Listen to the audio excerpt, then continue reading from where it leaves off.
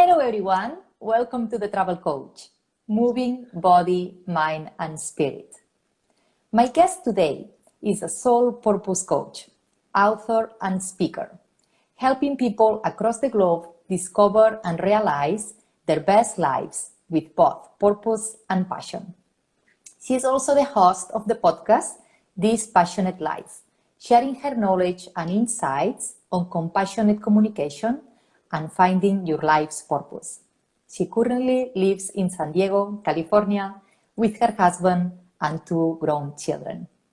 Stephanie Zito, welcome to the Travel Coach. Thank you so much for having me, Sonia. I'm so glad to be here. Thank you so much for being here. We are so excited to hear more about your story, your adventures.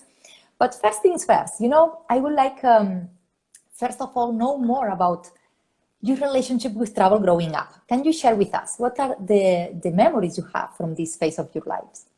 Sure. I think the biggest one is when I was 6 years old, my parents and I moved to France, a small town in France, for a year with my father's work. And that to me was probably the most life-changing experience, from not wanting to go and leave the comfort of home to actually going and becoming a fluent speaker of French and traveling all around the region and beyond, just really opening my eyes to the beauty of new experiences, new foods, the hospitality of others, understanding what it's like to live in another culture with perhaps like different nuances of humor, and just get the whole vibe. Other than that, we just took trips to places like Disneyland and Florida and California. Living in Pittsburgh, Pennsylvania, we went up to Toronto. So we would just kind of take family trips. We'd go skiing, but that was really, I think, the one that that takes the cake.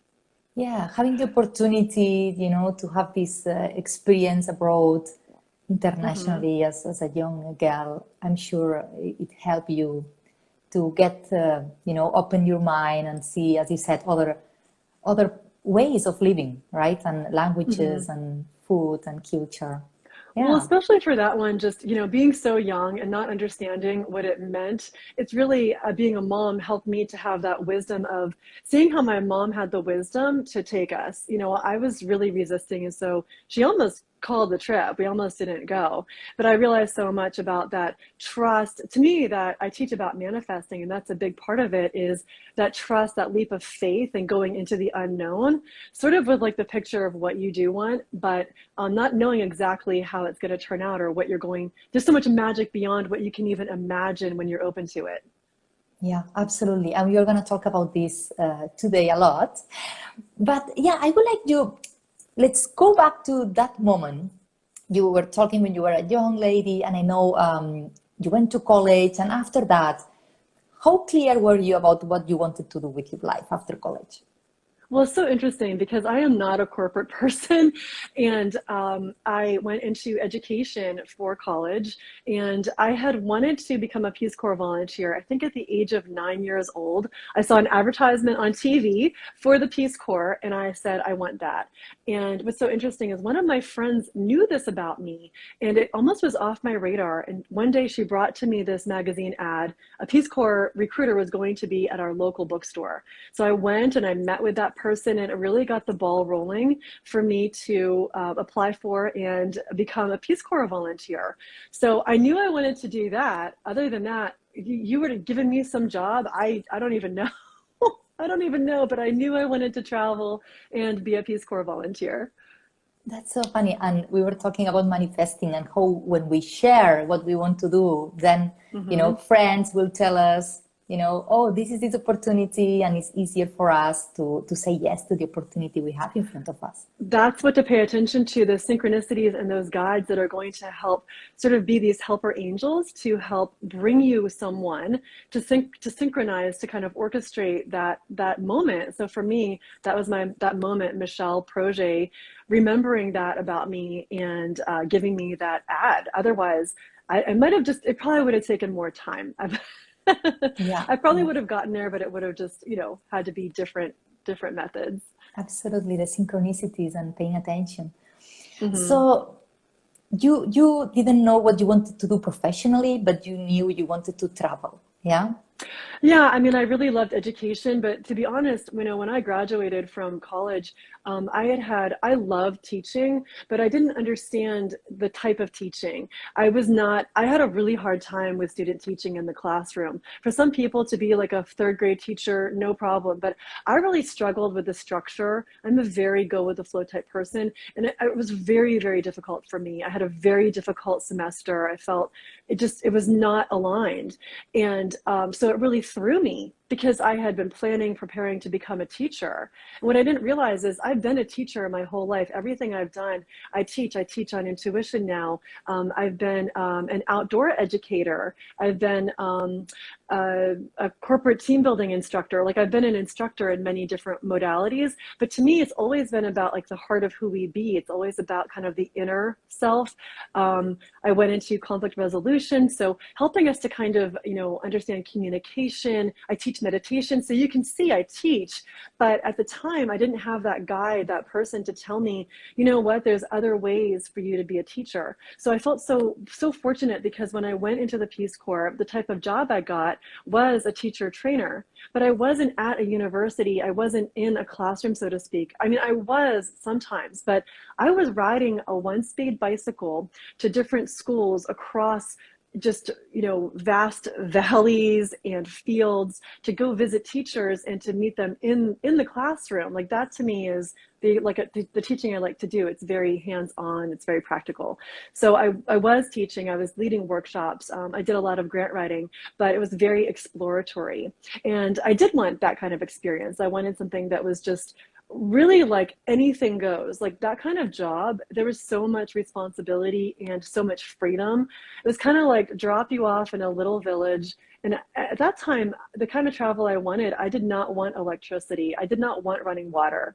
I would have been upset if they had given me a setting where I could have had electricity, but I would have been so upset because I wanted that full experience of travel just in a way that people live very differently than me in the United States.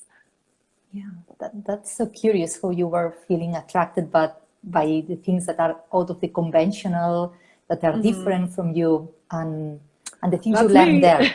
Yeah, Yeah. so interesting. So who did you meet there? How was your experience? In the Peace Corps. Yeah. Yeah, well, I met an amazing friend named Imelda Kimeza, and she and I just became two peas in a pod, and we were able to do a lot of grants.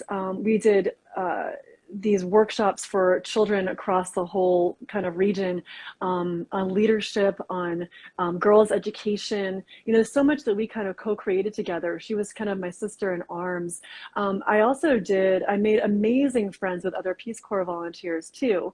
And we would go on these amazing adventures. Some of us, we traveled together to Ethiopia and Egypt, and Israel.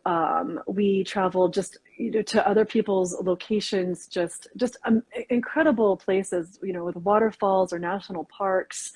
And what I really found was just the friendships I made with the teachers that I lived near. These are people, they would just kind of give you the shirt off their back. I mean, I just really loved just being immersed in that village and, making friends with people who grew up very differently than I did.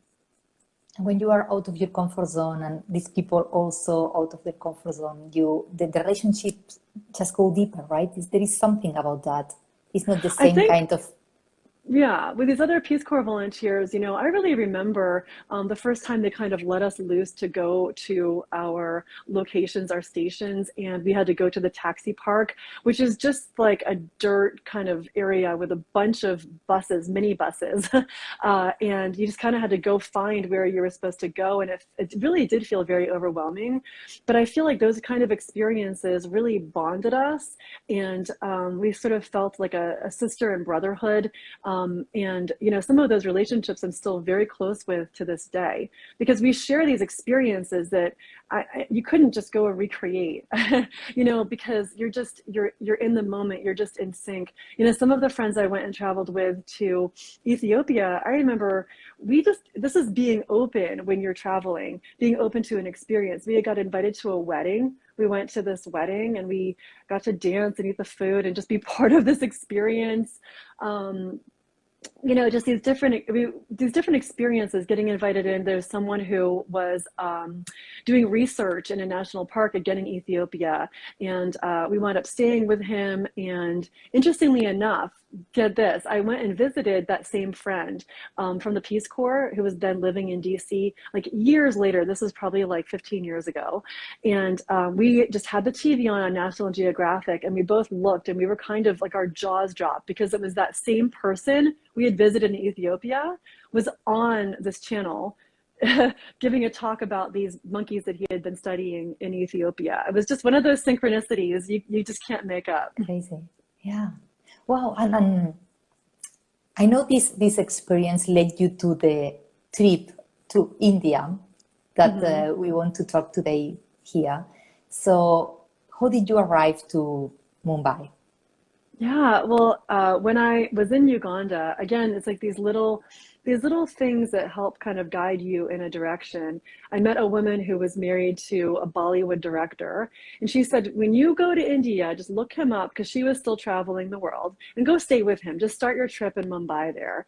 And so after the Peace Corps, I came home for my cousin's wedding, and then I went back for 3 months. I packed my backpack with my nice camera and my hiking boots, and I had, I think, 3 things on my agenda, which were to basically be there for this dance festival called Navrati, to go study yoga at an ashram, and to go do a trek in Nepal. And beyond that, I didn't know much else. I didn't have anything booked. I had my Lonely Planet guide, and that was about it.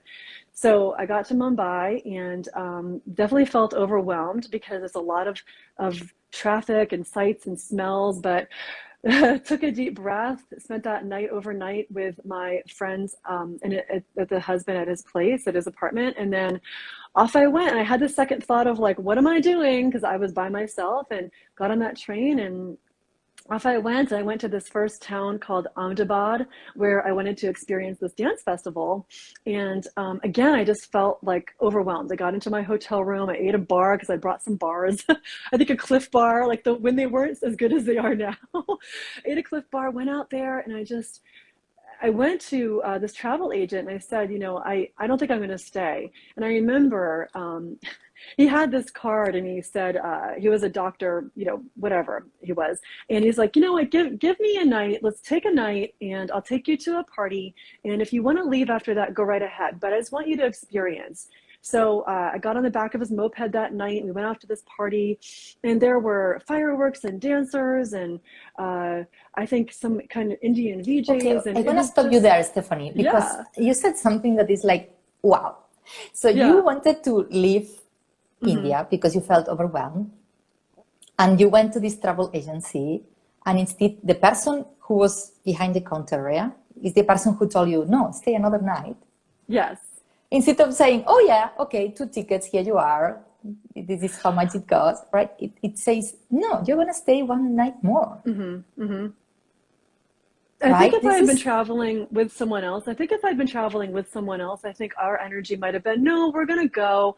We're not going to trust this. We're just going to leave.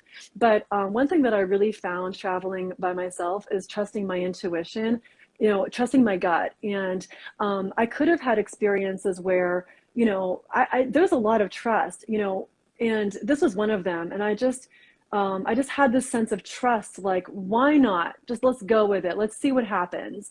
And by doing that, I wound up meeting friends of his who were this royalty, and going out to visit them at their palace and getting to know them. And they had just these amazing experiences that if I hadn't said yes, I would have missed all of that. I would have just kind of stayed the tourist's course, right? But rather than stay the tourist course, I said yes. And I say that with a grain of salt, because clearly there's times where we want to be discerning and use our gut feel. Does this feel right? But I'm so glad that I trusted my gut, and I was open to the experience, and I said yes, because I stayed there, I think, like another 10 days. I had an amazing time staying in that same town that I would have just written off. I would have given it 1 star instead of 5 stars, So that decision, that moment could just change totally your experience in that trip, because this is what happens. We don't know what we are missing. We don't know the experience we are going to miss until we have them. And then we said, oh my God, imagine I would just said no to this. all these things I would just miss, all these people I would never met, all these experiences, right? So it was about saying yes to that experience. Also, this guy, I mean, I don't know how often these things happen, but also was, you know, this person must see something on you to give you this opportunity and insist about you not leaving, because other person maybe couldn't care and said, oh yeah, sure, look, here you have the tickets. But he wanted you to have this experience. So You that's know, I very think I could unique. see him being sincere because he kind of considered himself the mayor of that town. And I think he really loved his town. So it's like if you were to have someone come here to where I live and somehow I would meet them and I would say probably the same thing, like let's give it a chance. Like I know this town.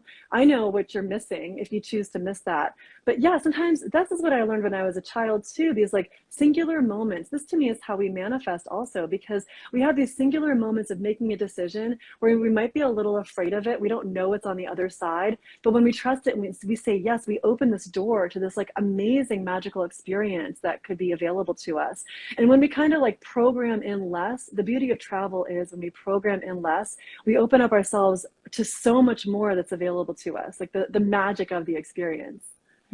Tell us more about, let's go a bit deeper here, since you are the expert in the intuition. So, because we have to, you know, put in your shoes that you were young, first time in India, scared, overwhelmed. How you moved from this feeling to trusting a person you didn't know, right? So what happened? What's the thought process? So we can also replicate or use it, you know, in cases we need it in the future. Yeah, well, I think a lot of that developed when I was in Uganda as well, because a lot of times I was traveling alone and you're being approached by people who want to sell you things and you stand out because you're a foreigner, right, in another country like that. And so I think that's where I probably really started to hone that gift that we all have, that tool of intuition and making those decisions that you feel are guided in the right direction. Because I made a lot of decisions like that when I was younger and I was in the Peace Corps. So I think we all kind of get into that space of feeling like, where is that gut feel this is right for me? Where is that feel of like, I have this spark that this feels right? And then where is that other place in your body, or where do you feel that gut feel of like, this is not okay? Like, this is not going to go down a good path. This is not going to be the right thing, because those are two different feelings. Sometimes I think we kind of mix them up, or our safety radar or wanting to kind of stay static because it feels safe wants to kick in. So I probably learned that too, being a child, trusting my parents to move us to another country when I didn't want to, and seeing that experience because we went, because my mom didn't just, cut the cord, because we did go, I got to experience so much more than if we had never done that. So I think I learned that it's just honestly like one little step. You can always backtrack, you can always kind of renege, but if you don't take it, if you don't try it, it's like trying a new food. You just won't know unless you actually just go for it and try it. So is this discerning, differentiating between fear and intuition, right? Learn how to Yes. differentiate that, and if it's fear, just go ahead. If it's intuition, then trust it and following it, right? It's not easy sometimes to differentiate between the Well, two of them. yeah, and I will at the end. I have a free guide to help with differentiating between that I'll mention for the listeners. So it doesn't have to be difficult, and some tools that really help. One are meditating, so getting out of this prefrontal cortex that wants to, literally is there to weigh things out. The prefrontal cortex wants to make things black and white. It wants to categorize things. It wants to give you the pros and cons. The intuition just exists and resides in a different space in the brain and in our bodies. And so one, meditating, because it quiets everything. It quiets that monkey chatter. And then secondly, doing a meditation called the body scan, just listening to what are you feeling in your body. A lot of times especially when we're young kids, we sort of get deprogrammed to listen to this, because we're taught to listen to your teacher, listen to your parents. You may be told you know, you fall down and get hurt and your parents just say, you're okay, you're okay. Well, actually, like, you're not okay. So you're programmed to think, well, I'm not sure I can trust this inner sense. So it's kind of coming back to the space of, I will trust my inner sense. And then finding out when you're having that hit of like, oh, this sounds amazing. Like coming to talk with you on this podcast was like a full body yes. I was like, yeah, of course I want to do that. Now, could some fears have come up? Sometimes people are, well, I'm afraid of public speaking, or we have these fears that can come in. But you can identify, well, where is that voice? And understand that it's like a different voice than that higher self voice, than that intuitive voice. So as we begin to differentiate, it's beautiful because we have so much power in being able to listen to that higher self. Like there's so much power we have in that. We kind of give ourselves back our own power when we learn how to listen to that inner voice. And there's so much that we want to do in the world where people kind of, this is the work that I do in the world, people, we hold ourselves back from. And so when we learn to say yes, we learn to kind of see the fear and not quell it, not try to shut it up, not try to put it away, but to actually listen to it, see where it's trying to benefit us. Where are you trying to help me? And then decide to move forward with the fear, kind of grab his hand and kind of say, you can come along for the ride with me. I mean, there are definitely times traveling, I'm sure I felt afraid and I wanted to do it. So I was gonna go ahead. Yeah, that's amazing tips you shared there. And I'm looking forward to check this guide out. So let's talk about this in the end, so we can share the link and people who is interested, they will download for sure. Very, very useful. Yeah. So you wanted to leave Mumbai and the universe had different plans for you, right? And you got to enjoy all this experience. What was the most amazing, you know, the thing that you keep close to your heart that is like, I will never forget this moment? It was really traveling to Rishikesh to study yoga at an ashram. And I planned on staying there maybe a week, and I wound up staying there, I think, 3 weeks, because this town, there were no vehicles, there were no cars that could travel through this town, only cattle, which were considered holy. It was just a very quiet place along the Ganges. And I met a local man there who knew one of these like Sadhgurus, one of these men who had kind of renounced earthly things to live a spiritual life. And he lived along the bank of the Ganges. And we would go there. He did not speak English, and we'd go share a meal with him. Wherever he even got, we bring food to help make the meal, but wherever else he got it, it was just, he was provided for. And it was just so calm and so different, I think, from anything I had really ever experienced. It was just the energy of the place. I just wanted to stay, if that makes sense. Yeah, something magical in the environment and in this person, right? Yeah. Yeah, it's difficult. I mean, there were so many experiences, especially in India, and going to Nepal too. I did a trek again on my own, and I met people along the way. I wasn't alone. I definitely made friends with locals and with travelers. But doing that trek in Nepal was another one, because you go through these different zones of rhododendrons and then bamboo, and then you're in the boulders, and then you're in high elevation in the snow, and then you come to this amazing peak. And again, just the experience of going through that, and it was hard. I mean, I had a guide with me, so I didn't get lost. And I remember on the way down, he kept telling me, it's gonna rain, it's gonna rain. And so it kept me moving because I was having a hard time. But, and I didn't even have a sleeping bag. This other traveler, I borrowed his sleeping bag, I rented gear. You know, I didn't come with all that stuff. It would have been a ton of stuff to bring with me. Staying in tea houses along the way. One place along the way, it was so crowded that I actually shared a bed with a couple because there was no room to sleep. So we kind of cuddled up and stayed warm. Amazing. The people were so generous with their space and just open. You all kind of, in a sense, felt like this big family. What did you learn about yourself, Stephanie? I really learned, I think, a lot of resilience and just the ability to trust myself, the ability to really enjoy my own company, like really enjoy whether I was with people or not, just to enjoy, and also just that slowing down and enjoying of the experience, like the enjoyment of just the gratitude of all the sensory experiences, whether it was the food or what I was seeing, just really being able to absorb that moment, like being in the moment, which to me is what I now teach with meditation and yoga and with coaching, is really just that ability to be in the moment, because the past and the future, we can think about that, but what we have is right now. So it really is just sort of like an inner contentment of sorts. Yeah, I love how you compare travel with meditation. I think are very similar as well, right? For all these reasons that you share. What did you learn about others, about other people? I really learned to trust.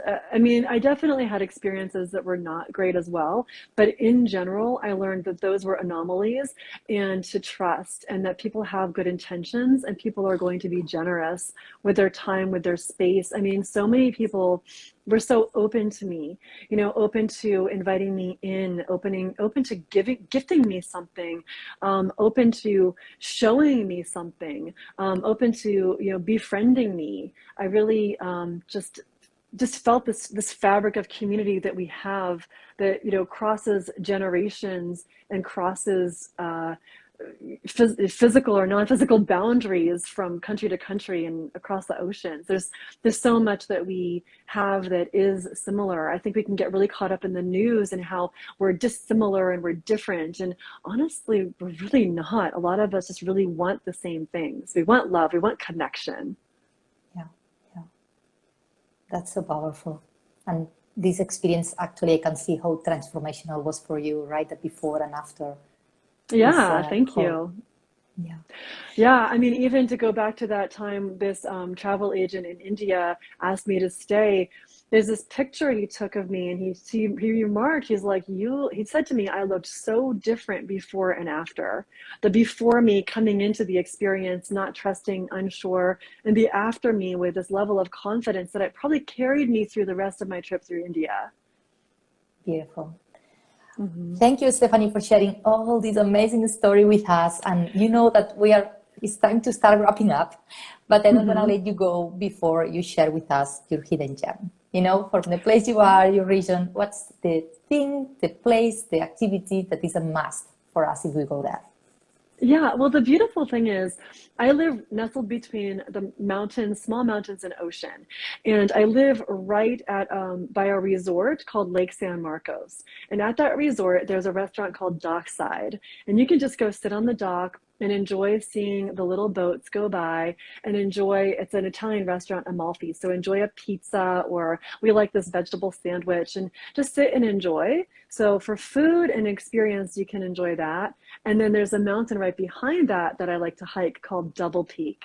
And it's just a really beautiful mountain. You get to the top and you can see as far as Mexico. You can see out to the ocean. You can see the mountains in the distance. So you get this big vista, this big bird's eye view.